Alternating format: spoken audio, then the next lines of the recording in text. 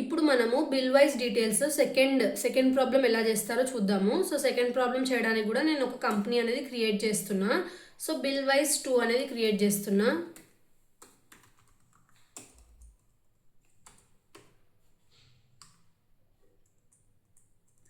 డైరెక్ట్గా సేవ్ చేసుకోవాలి అకౌంట్ని. సో సెకండ్ ప్రాబ్లం మనకి 2 ఎంట్రీసే ఉన్నాయి. సో ఇక్కడ మనకి maintain accounts bill wise entry అనేది ఎనేబుల్ చేసుకోండి.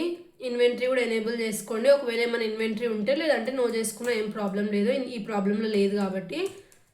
సో డైరెక్ట్గా నేను ఇక్కడ ఏం చేస్తున్నా, నో ఎంటర్ చేసేసుకోండి, సేవ్ అయిపోతుంది. బిల్ వైజ్ 2 అనేది ఇక్కడ మనకి కంపెనీ ఓపెన్ అయింది కదా. సో ఇప్పుడు ఇలా కంపెనీ ఓపెన్ అయిన తర్వాత ఎంట్రీస్ 2 ఎంట్రీసే ఉన్నాయి, అందుకే నేను ఇప్పుడు క్రియేట్ చేస్తున్నాను. ఫస్ట్ లెడ్జర్స్ క్రియేట్ చేసుకోవాలి. క్రియేట్ ఆప్షన్లోకి వెళ్ళి లెడ్జర్ ఆప్షన్లోకి వెళ్ళిన తర్వాత ఇక్కడ మనకి ఏమేమి ఉన్నాయి, 2 ఎంట్రీస్. గ్లోబల్ ట్రేడర్స్ ఉన్నారు. So global traders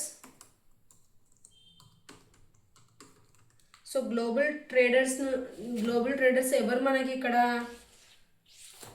Sunday debtors. మనం వాళ్ళకి సేల్ చేస్తున్నాం, వాళ్ళు మన కస్టమర్స్ కాబట్టి సండే డెటార్స్ అండర్లో వస్తారు. సో గ్లోబల్ ట్రేడర్స్ క్రియేట్ చేసేసాము. సేల్స్ అకౌంట్ ఒకటి క్రియేట్ చేయాలి. సేల్స్ అకౌంట్ మనకి సేల్స్ అకౌంట్ అండర్లో వస్తుంది. డైరెక్ట్గా సేవ్ చేసుకోండి. నెక్స్ట్ ఏముంది, ఎస్బీఐ బ్యాంక్ ఉంది. సో ఎస్బీఐ బ్యాంక్ మనకి ఏ అండర్లో వస్తుంది, బ్యాంక్ అకౌంట్ అండర్లో వస్తుంది. సో బ్యాంక్ అకౌంట్ తీసుకోండి, డైరెక్ట్గా సేవ్ చేసుకోండి. సో 3 జనరల్ ఎంట్రీస్ మాత్రమే ఉన్నాయి ఇందులో, అంటే 3 లెడ్జెస్ మాత్రమే ప్రిపేర్ చేయాలి మనము. 2 జనరల్ ఎంట్రీస్ ఉన్నాయి. సో ఇలా అయిపోయిన తర్వాత ఓచర్స్లోకి వెళ్ళండి. ఓచర్స్లోకి వెళ్ళిన తర్వాత ఇక్కడ ఫస్ట్ ఎంట్రీ మనకి F8 సేల్ చేస్తున్నాం కదా. సో సేల్స్ ఓచర్లో Ctrl H చెక్ చేసుకోండి, యాజ్ ఓచర్ కింద కన్వర్ట్ చేసుకొని ఫస్ట్ డెబిట్లో మనకి ఎవరు ఉన్నారు, గ్లోబల్ ట్రేడర్స్ ఉన్నారు. అమౌంట్ ఎంత, 7,500 రూపీస్.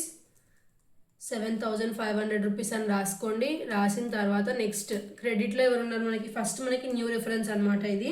బిల్ నెంబర్ ఏమో 12358 రాసుకున్న తర్వాత డ్యూ డేట్స్ ఏమైనా ఇచ్చినారా, ఏమి ఇవ్వలేదు. డైరెక్ట్గా ఏం చేసుకోవాలి మనం, ఎంటర్ చేసుకొని సేవ్ చేసుకోవాలి. క్రెడిట్లో సేల్స్ వస్తున్నాయి,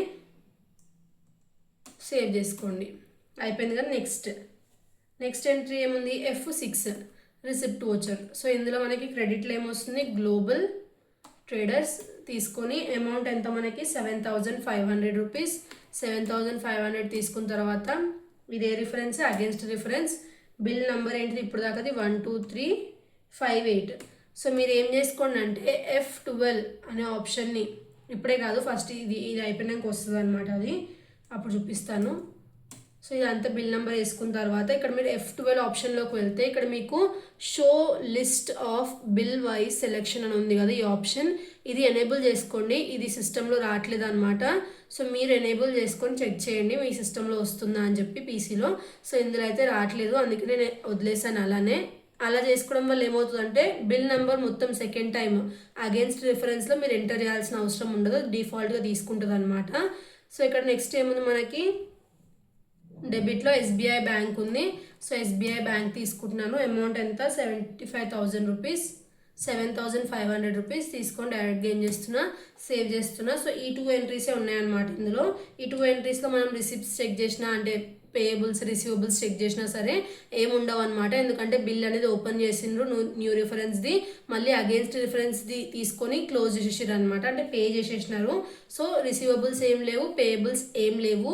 జస్ట్ మీకు ఇలా ఎంట్రీస్ ఇస్తే ఎలా రాయాలని అర్థమవుతుందని చెప్పి మనకి ఇలా ప్రాబ్లం ఇచ్చినారు అనమాట. లైక్ ఏ ఎంట్రీ న్యూ రిఫరెన్స్ అన్నప్పుడు ఎప్పుడు తీసుకోవాలి, న్యూ రిఫరెన్స్ తీసుకొని ఒకవేళ క్రెడిట్ సేల్స్ చేస్తే మళ్ళీ అది రిసీవ్ చేసుకునేటప్పుడు అగేన్స్ట్లో వేయాలి, బిల్ అనేది ఏం నంబర్ లేకపోతే ఆన్ అకౌంట్లో వేయాలి అనేది తెలుస్తుంది అని చెప్పి మనకి ఈ ప్రాబ్లం ఇచ్చినారనమాట. ఇది సెకండ్ ప్రాబ్లం. సో నెక్స్ట్ వీడియోలో ఇంకొక ప్రాబ్లం చూద్దాం. Thanks for watching.